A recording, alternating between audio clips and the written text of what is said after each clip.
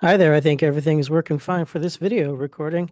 I guess I'm just a little bit out of practice for making videos. It's been a couple of weeks since I made the last one here as we're starting the summer session. Spring semester's over. Hi, welcome to PSY 4604 History and Systems of Psychology. I am your professor for the course, Dr. Daniel McConnell, senior lecturer here in psychology. So we're going to do this course in 6 weeks. That's fun. Now it's totally doable. It's a bit intense. There's a fair bit of things that we're going to have to get through. But I've taught this course in the summer several times, so it's like I said, it's totally doable. And what's this video for? This video is going to be like a virtual syllabus day, I guess, right? I'm going to give you a quick little guided tour around the web courses environment. I'm going to go through the materials that are in here in terms of what's in the modules and what you're going to what your resources are for learning the material and studying, and also what the assessments are all about, what you're going to be graded on. And there's at least one assignment in here that's going to require me to maybe expand on that a little bit. So make a note of that. Maybe even come back later in the summer term when we get closer to that deadline and you're actually working on that project. You might want to revisit this video here. But right now, I just have the course open to the homepage there, and there's nothing really to see here except our banner. Uh, there is a link here that says web links, and that's not anything of critical importance. It's a repository of various things I've found online related to the history of psychology, that I've just kept throwing into a list. There are a few extra resources in there that might help out with some of the material, but I didn't put them into the modules. I put them here because I figured it would clutter up the modules, and they're not so directly relevant in the first place. It's more of a peripheral kind of supplementary type of thing. So maybe at the very end of this video, I'll go into that. For now, what I might want to do here, maybe I should just go into student view. That way, I'll make sure everything looks basically the same as the way it's going to look on your end when you're viewing this. And obviously, if you're on the mobile app, it's going to look a little different as well. From the left-hand navigation, you're going to see a few things like under the home, you've got simple syllabus. We'll open that in a second. We got modules. That's more important because that's going to have all of the content for the course. And then we've got the assignments, discussions, quizzes, your grades, and of course, and other stuff in here maybe you don't need. I don't even know what grade scope is. I think that's some AI thing. I'm not using that. Don't worry about that. Let me click modules because let's go in here first before I show you the syllabus. Right off the bat, you're going to see the syllabus module. Now, that's not really the syllabus, right? That's just this thing that has a link to our week one academic activity quiz, right? This is the thing that you have to do in all of your classes in the first week where you have to prove that you're really here. Go ahead and take that right away because there's nothing in there. It's not a syllabus quiz or anything. It's just a true false question, and you need to say true to the statement, yes, I'm here. That's all that it is. It's going to put 2 points in the grade book. I reevaluate this later at the end of the term to determine maybe it should be worth more than that because this is extra credits in the end. So it's really worth 0 points in terms of the amount that it adds to your point total. So the 2 points that it gives you are essentially 2 out of 0, meaning it's free, right? It's pure bonus. Later on, I might decide it maybe needs to be worth 4, 5, 6, whatever it might be, and that's just going to be a flat across the board bump to everyone's grade. So make sure you do that so you can get at least those 2 points. Now, let's have a look here. We have the Unit 1 module. If you see there's a lot in here, if I scroll down, we have the Unit 2 module. And then if I scroll down here, you see the Unit 3 module, and that is it, except for the paper module at the very, very bottom. I'm going to need to explain that. That's the one thing that I mentioned would require a little extra explanation. So we'll come back to that. The fact that you see 3 unit modules is an important fact right off the bat because what is this telling you? It's telling you that the 6-week summer A term, I've divided it into 3 units. Each one is a 2-week long unit. And so there are some things that you need to learn in that unit, some stuff to read, some lecture videos to watch, and some assignments to complete.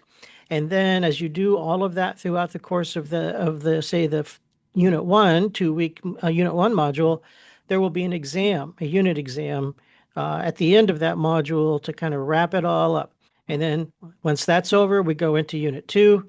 And so again, for those 2 weeks, it's going to be more readings, lectures, and assignments, and then an exam at the end of that unit to wrap that all up. And then the same thing for the third unit. That third unit and the third exam is again unit three exam. It is not a comprehensive exam. So it is again just kind of wrapping up that third and final unit here. Let me give you a little bit more of a guided tour of what's in the modules. Now, I've tried to keep this very consistent. So when you look at the Unit 1 module, what you see right off the bat is Chapter 1 objectives, followed by Chapter 1 reading, Chapter 1 PowerPoint files, Chapter 1 lecture. Notice this is a link to YouTube. Chapter 1 self-study questions, and then Chapter 1 answers to self-study questions. And then it has the same thing for Chapter 2, all the exact same stuff, although here's an assignment embedded in here, discussion assignment 1, and then you've got Chapter 3, Chapter 4, we've got discussion assignment 2, and on we go here, right? And then down at the very bottom, after we get through the 6 chapters that are in this first unit, we have some study materials, review materials, Unit 1 outline, and an exam review PowerPoint. I think there's a video for this. I need to track that down. For some reason, the link is not in the module. But I will make sure there's a video there. But before we get to the actual exam time, where I go over those notes.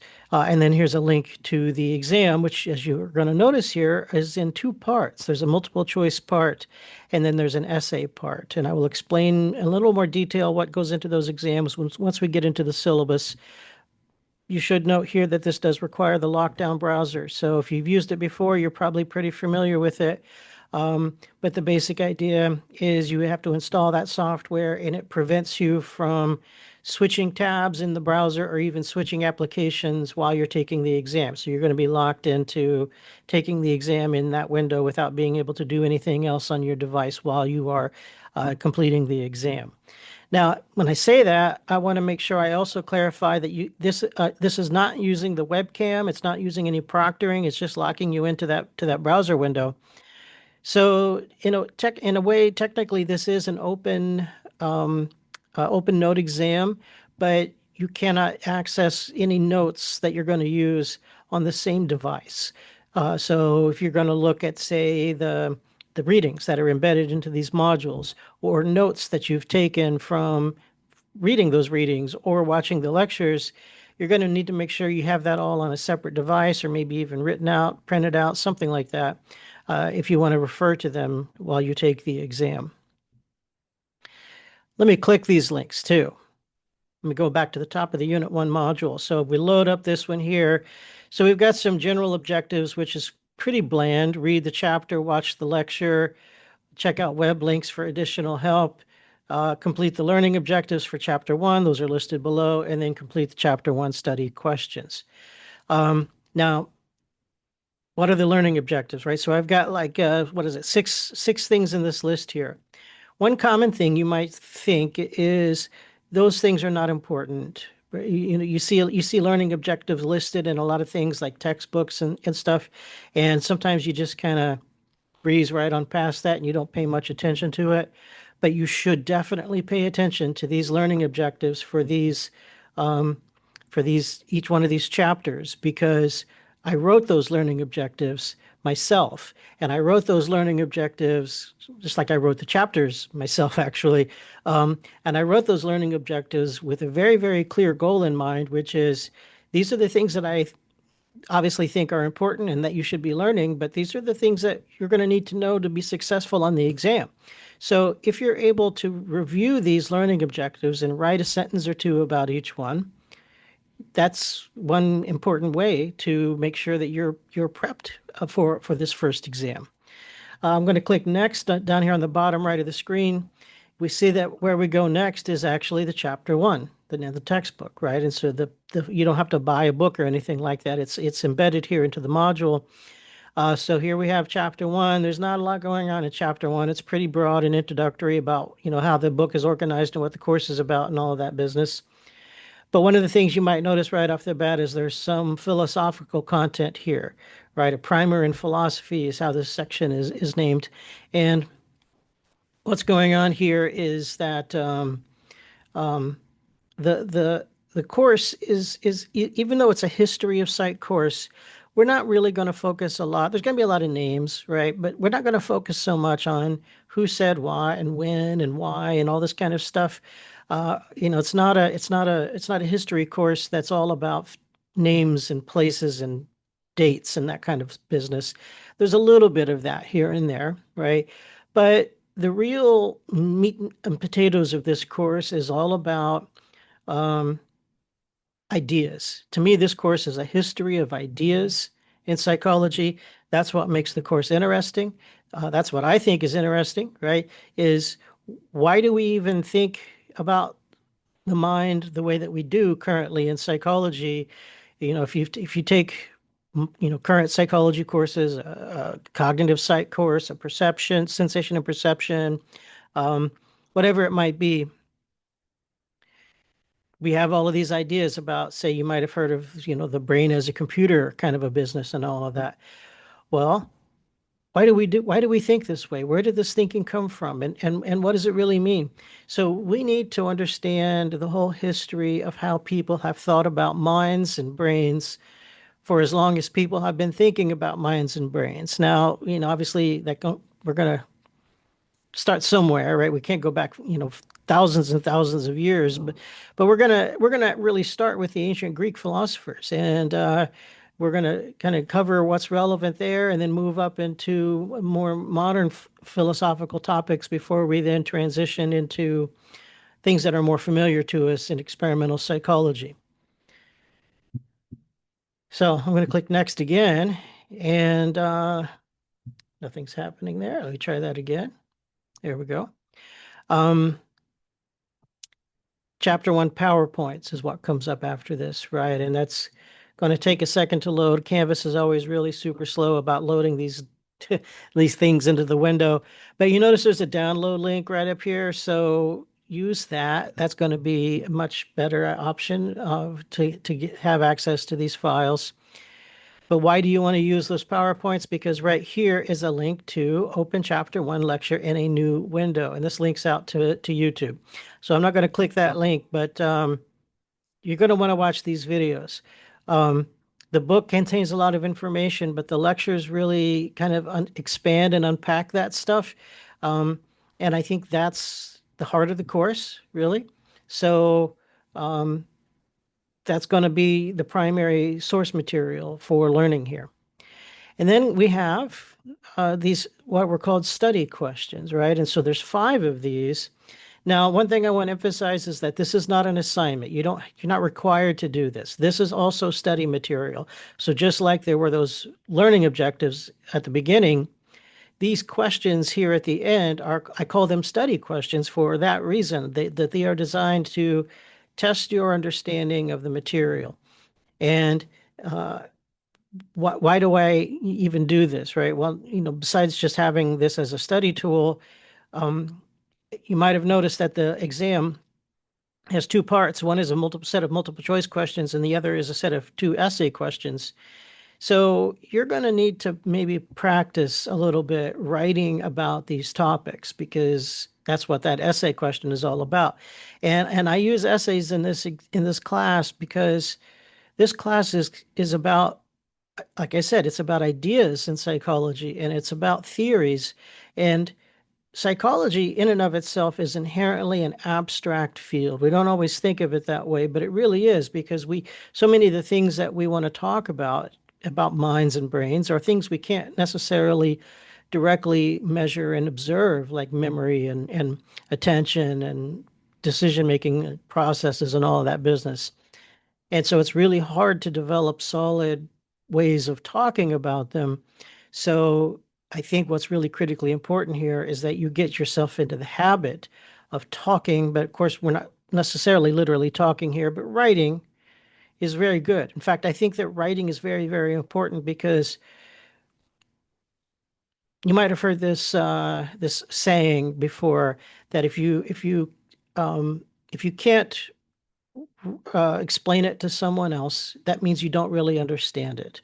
Um, and that's a good rule of thumb, I think. Um, but I don't have any assignments for you to teach this to someone else here, but rather what you can do is you can pick these questions where, like it says right here, explain the difference between epistemology and metaphysics. So if you were to do that informally to another person, could you do that? And this is your attempt to sit down and write a couple of sentences to see if you can, in fact, explain it. And that's a way, again, of testing yourself to say, can I even do that? Can I sit down and have anything at all to say about this topic? And if you sit down and say, I don't even know what to say, I'm stuck, right? Then clearly that is your signal, that's your red flag that says, I better go back and read this part again, or watch this section of the lecture video again, or something, or send this guy an email to say, I don't understand this. So can you help me? All right. Or come to my office hours. I'll show you how to what those are all about once I get into the syllabus. One way or another, you're going to have lots of resources. I will be online with office hours and Zoom and even in my office if you're going to be around campus. So make use of all of those resources. Another resource is that on the very next page here are my own sample answers to these study questions. So of course, in the end, if it loads, in the end, you can come and look at these sample answers and say, oh, this is the kind of stuff he's looking for, right? But that's fine. But this is also a good way to test yourself so that after you write out your answers to those 5 questions on your own, then compare your answers to mine and see what they look like, right? See how it compares. And then after that, I think it should take us to chapter 2, right? So again, now we got chapter 2, the same general objectives, but we got a much longer, more detailed list of learning objectives for this chapter because, as I said, chapter 1's not that big and complicated, but chapter 2 is a little bit deeper. And of course, the readings and for this one are a little bit longer as well here. Again, it's probably not going to load super fast. I think we've probably had enough tour of the modules. So that's what it looks like here, right? We've got all of the Unit 1 stuff in here with the chapters and the lectures and the discussion assignments and at the exam at the bottom. Let's go into the simple syllabus.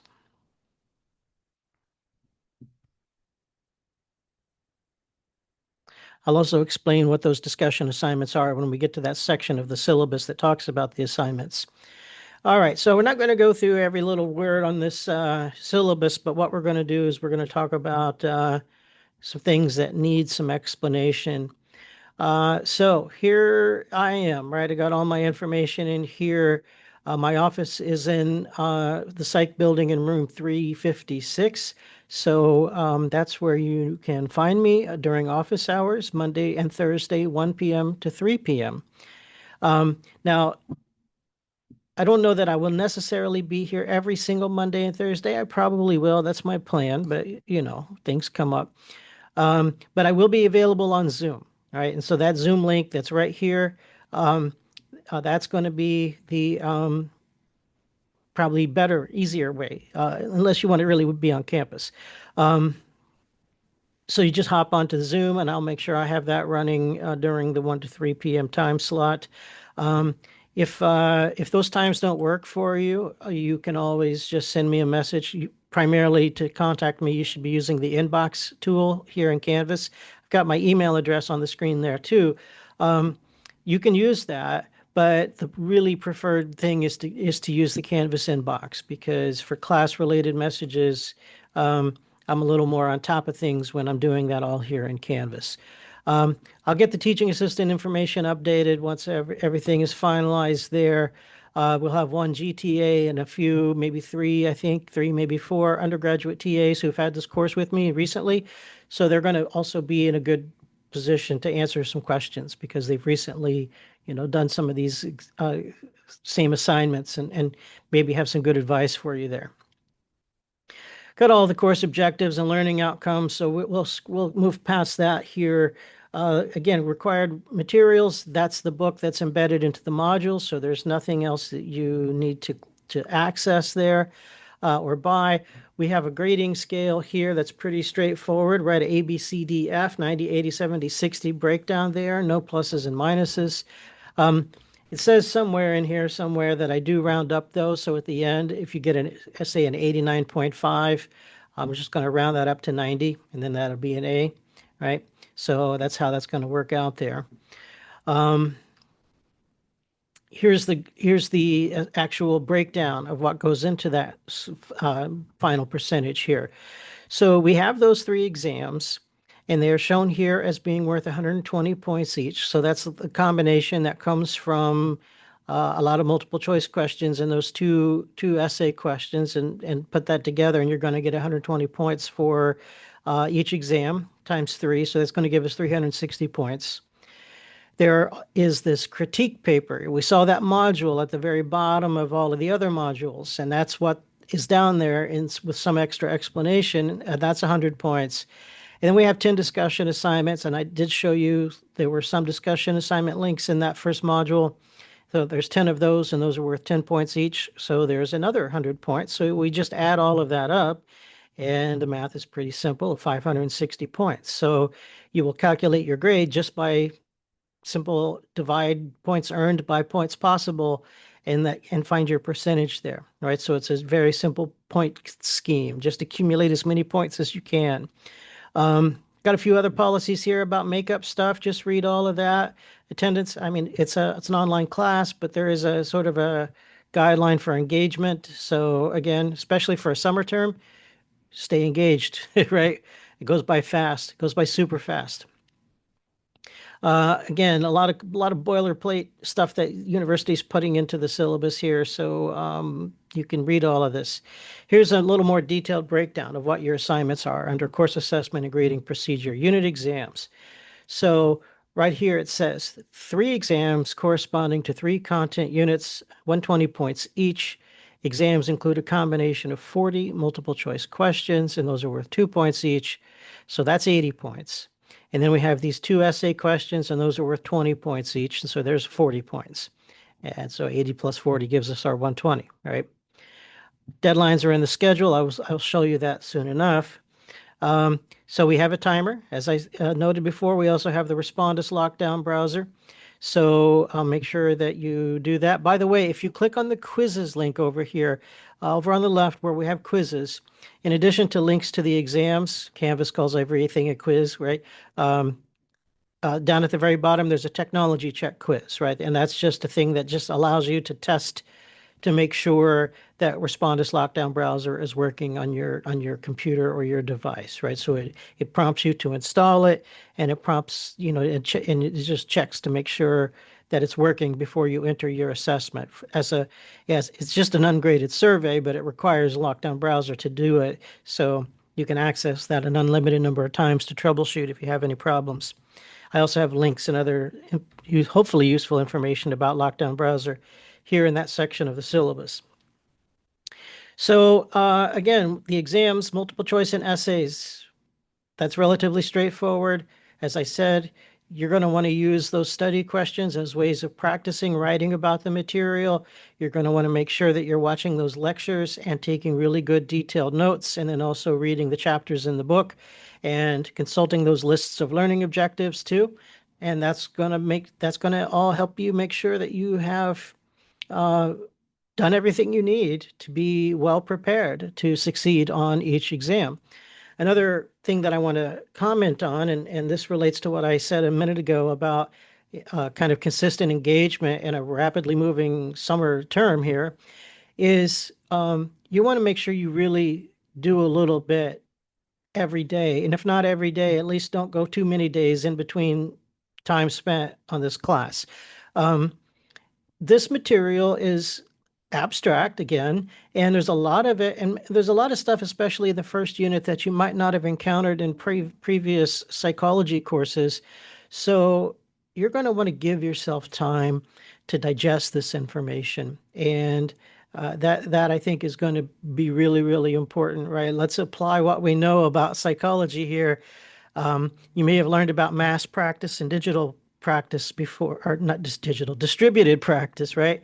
So mass practice is when you're cramming for an exam and you try to learn everything all at once, and distributed practice is when you space it out.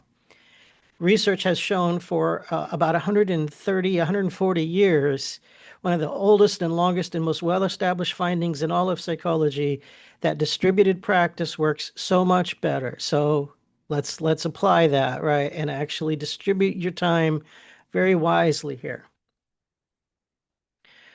Okay, discussions. Now, these discussions are also ways in which I want to help you kind of get used to thinking about and writing about abstract ideas. But these are very low stakes. These have no right or wrong answer, unlike an exam question. These are really more designed to encourage you to just explore your own thoughts about this topic. And that's really all we're looking for there, right? What my instructions to the TA is basically here demonstrating a meaningful contribution and understanding of the material. So yeah, the TAs will be helping with this. And so that's it, right? A meaningful contribution and understanding of the material, or sometimes, as I say, a serious and thoughtful reply.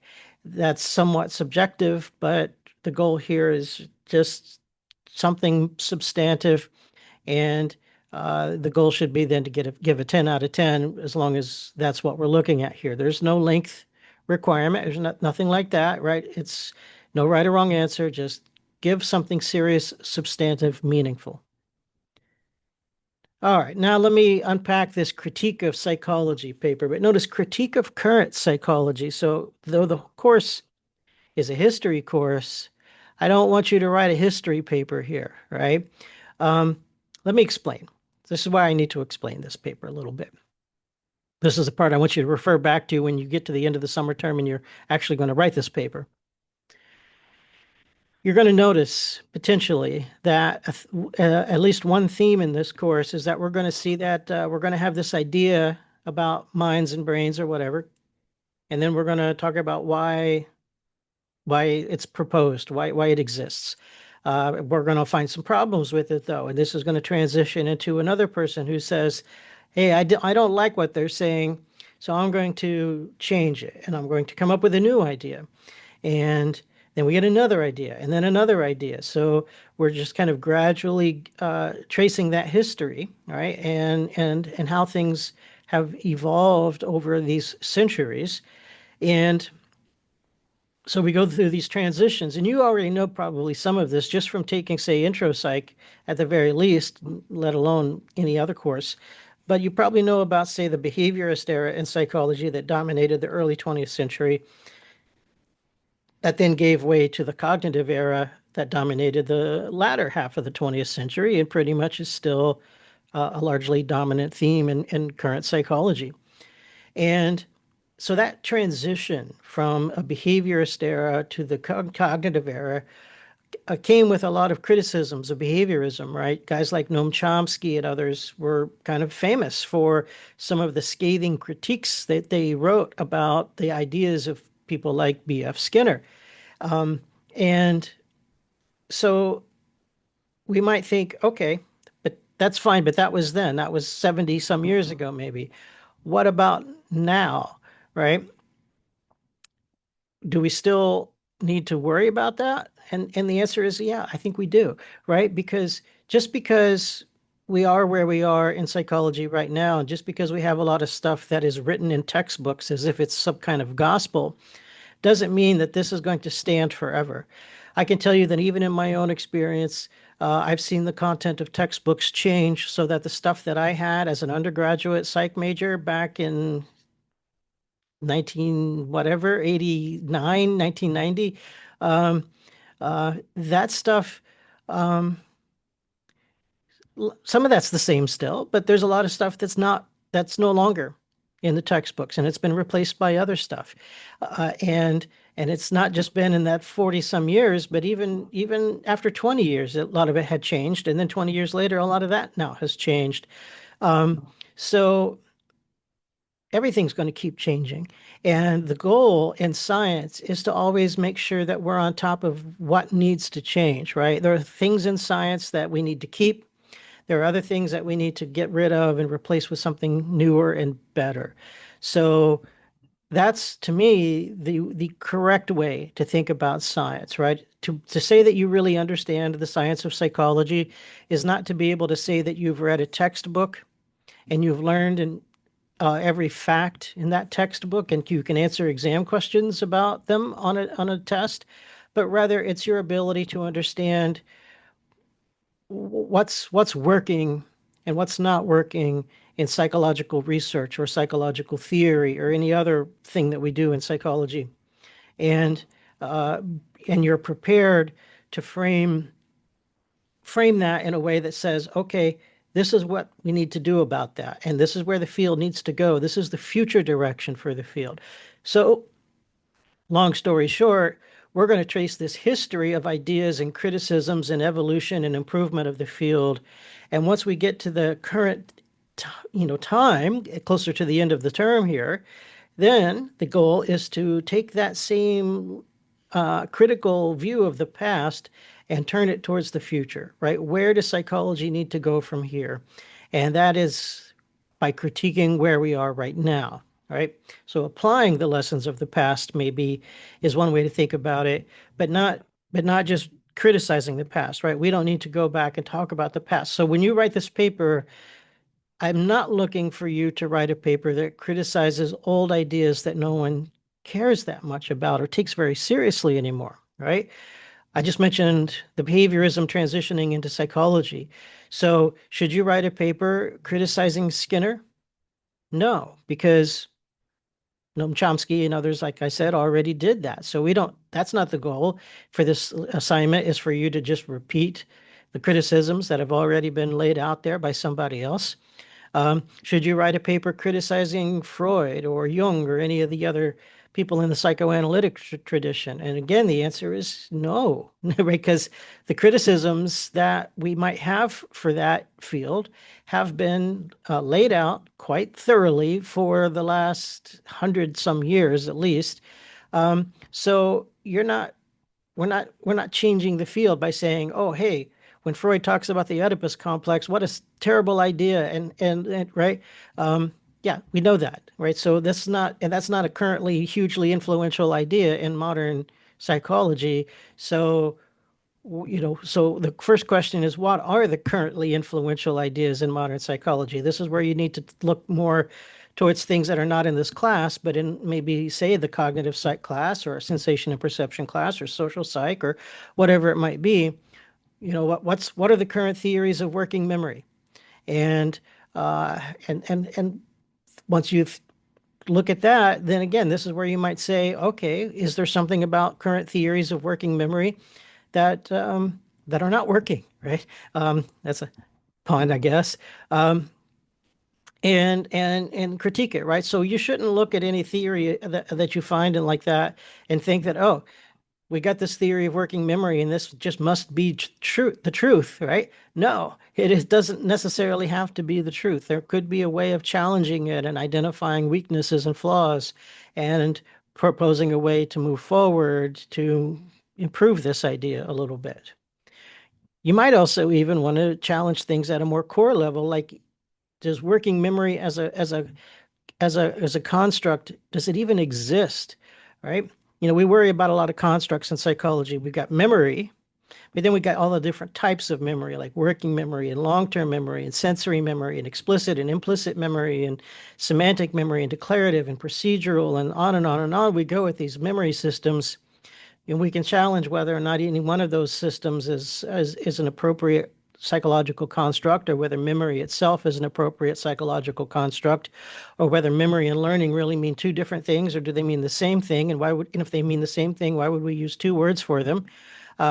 What is personality? What is intelligence? Right? These are other constructs that we struggle with in psychology. What is their theoretical status? These are the kinds of things we might want to be challenging. Deep, core, theoretical, conceptual questions. But like I said, you can also just take a slightly more mundane thing and just challenge and critique a particular theory of working memory. Or maybe you might want to challenge a particular research methodology that gets used. Or if we want to shift over into clinical areas, maybe you want to critique something about how the diagnostic categories in the DSM are laid out, and more maybe at a more fundamental level, just the concept behind the DSM in the first place. Or maybe you have some critiques of particular clinical methods, right? Maybe you think a certain clinical method that gets used, again, current methods, not ancient methods, are whether they're effective, whether they're safe, underused, overused, whatever it might be. So as you can see right here in the middle here, it says what you're critiquing could be a theory or concept, like I was talking about, a research finding, a methodology, or a practice, right? Practice like the clinical practice, excuse me, or any other issue relevant to the current state of affairs in professional psychology. That's the core statement right here for this assignment, right? Any issue relevant to the current state of affairs in professional psychology. That's what I want you to do, right? What do we need to be doing better in psychology? Whether you're a theoretical psychologist, an experimental research psychologist, or a clinical psychologist, or maybe some other sort of professional psychologist, like a school psychologist or an IO or human factors psychologist.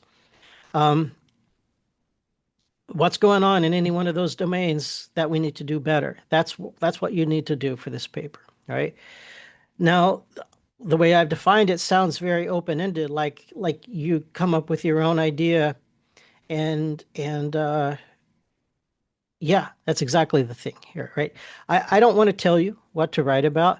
Years and years ago, I used to tell students to write a paper that was basically like a biography of some figure. And I read hundreds and hundreds of papers, biographies of Freud or biographies of Jung or biographies of Jean Piaget. And I don't want to read any more of those papers because they were all essentially the same after a while, and they got boring to read. But I also got the feeling that for students, they were boring to write. And I don't want you to be bored writing this paper, just like I don't want to be bored reading it. So I want you to pick something here that you find personally meaningful. So this is why I'm essentially giving you ownership over this part of the paper here to say you're going to figure out the thing that needs to be critiqued, because I want you to put your own effort into it, your own passion, your own interest. What is it that's important to you in psychology? What is interesting to you in psychology? And you can take ownership of that and write whatever it is you think you need to write about that in order to say this is where the field is at, and this is what's not working, and this is what we need to do better, right? And what that means then is that I'm not going to tell you much about the scope of this paper, because you're all of the hundred and some students in this course are going to write very different papers. You're going to choose your own topics. You're going to take ownership of that. And part of taking ownership over the choice of the topic is to take ownership over the scope that you think you need to cover to write this paper. And so you could choose a broad, wide-ranging scope, or you can drill down to something very narrow. That's going to affect the time it takes for you to complete this work, and that's going to be something you need to prepare for, especially in a fairly brief 6-week session. So you're going to want to start thinking about this right from the get-go to make a plan, figure out what it is you're going to do with that. Same goes for length, right? I have a real attitude about length requirements, which is that I get kind of mad about them, because to me, if I were to tell you, hey, your paper needs to be 8 pages, I'm just making that up. Don't use it, right? What does that mean? That's very arbitrary. It's very artificial. There's nothing magical about 8 pages or 6 pages or 10 pages that separates that from being a good or bad paper. It's simply an arbitrary rule. And I don't want to do that. I don't want to give you any arbitrary rules, right? When we're writing papers to submit to journals, in most cases, we don't have length limits there. So I want you to have that same way of thinking here, right? I don't want you to sit down at your computer and start writing a paper worried about how do I hit 8 pages. right? Because that might mean I feel done after 5 pages, but then my professor said it needs to be 8 pages. So now I got to add 3 pages of garbage to make this paper fit this arbitrary criterion. Does that actually make your paper better? No, of course it doesn't. And I'm serious about this, right? I told you I have an attitude about this, right? So you need to focus on quality, not quantity. And when I'm grading, I guarantee you I am 100% focused on quality, not quantity. Counting pages would be an insult to you if I were to do that, right? I'm like, oh, well, this page is only 1 page short, so therefore it's not as good. That's not, oh, I'm gonna not go down this pathway, right? Um, but like, yeah, do not worry about page lengths here. And the same goes for things like references here, right? It doesn't matter how many references you have. Um, that's not an indicator of quality. Um, it could be an indicator of how well you've engaged in the relevant literature. And when I'm reading and I talk about quality, well, having a full in-depth engagement with the current literature certainly is an indicator of quality, but that doesn't mean that 2 references versus 3 versus 5 versus 10 or 20 somehow is a quantifiable indicator of that. So again, I'm not doing that. But you should, of course, use um, appropriate references, right? You want primary sources here. Don't go citing websites and textbooks and other things that are basically secondary sources. You want to cite the original scholarship, and that primarily means things in peer-reviewed journal articles. Also use APA style, especially what's called APA professional style. In the most recent edition, they created an APA student style, which also bothers me. The point here is that when learning APA style, you're learning how to communicate ideas in a professional context because APA papers are the ones that get submitted to journals and get published. And so formatting your paper as if it were submitted to a journal and getting published is an important professional skill that you need to have. So the whole idea of having a student version that doesn't teach those professional skills just kills me. So ignore student style, use APA professional style. All that stuff about length is all in here and so forth. Let's move on. Um, and let's go to the schedule. So they really got us this semester here because we're starting on a Wednesday. Normally summer sessions start on a Monday as regular semesters do. I like to have my deadlines typically on Sundays, sometimes Fridays. That gets really hard to do now that we're starting on a Wednesday, but I've tried to make it work. If this doesn't work, I apologize. I'm trying to make this kind of keep some degree of consistency with the ways things work in regular semesters. And I'm going to blame whoever decided to start the summer term on a Wednesday. So right off the bat, when we start on Wednesday, you're going to want to get started on the first unit, which is the first 6 chapters. Now, what I have mapped out here in the schedule is for you to kind of spread this out and start tackling chapters 1 through 4 in the first week and then chapters 5 through 6 in the second week. Now, I front loaded it like that because that exam is coming up, and I want to make sure that after you get through those chapters 5 and 6 in the second week, that you're leaving yourself a little time to review all of it so that you can then be successful on that first exam. You're going to notice here that I have some deadlines here. The first one is Friday, 5/15. That's this Friday, this first week at 5 p.m. is to do that academic activity quiz. And since you don't need to know anything, right, just say true, then that 2 day limit, 3 day limit, whatever, um, I think is reasonable. Now it's going to stay open, so it doesn't close on Friday. But my very strong recommendation is just get that done and get that out of the way so the registrar sees that there's some activity from you in the course. Into the next week there on Friday, May 22nd, we have those first 3 discussions all due in the same day. As I like to say, the due date is not the due date, meaning the due date, DUE, is not the DO date, right? So spread those out and submit them throughout the course of these first 2 weeks. Just make sure you get them all in there at least by that 22nd, because then that's when they close and then they're locked. The exam is due on Sunday, the 24th. It opens up earlier in that week. I can't tell you right off the top of my head which day it opens. I think it's Tuesday, maybe Wednesday. So you're going to have several days. Um, but keep in mind there's a timer. So once you hit start, you have to complete it within the timed setting. But you can have some flexibility over the course of these few days to figure out when's the best time for me to sit down and do this exam. And then once that passes, we move into week 3, and then we get through chapters 7 through 12 there. Um, and so you spend a couple weeks on each one of those. We got some discussions here. Friday 529, we got discussions 4 and 5, and then for week 4, we got chapters 10 through 12 and discussions 6 and 7, and then that leads into exam 2. And then again, in the last 2 weeks, you see a similar kind of breakdown there with some discussions due each Friday. We've got the critique of psychology paper due on 6/14. And then we get into our last week with the last discussion on number 10 due on 6/19. And then here's another weird due date. Instead of Sunday the 21st, because we do have a little extra time moving into that next week because the way the summer terms are breaking down, we can extend that deadline all the way out to Monday the 22nd. That's one extra day, I guess, for exam 3, right? And so a little extra time on that last exam in terms of the deadline, but it'll all hopefully balance out one way or another.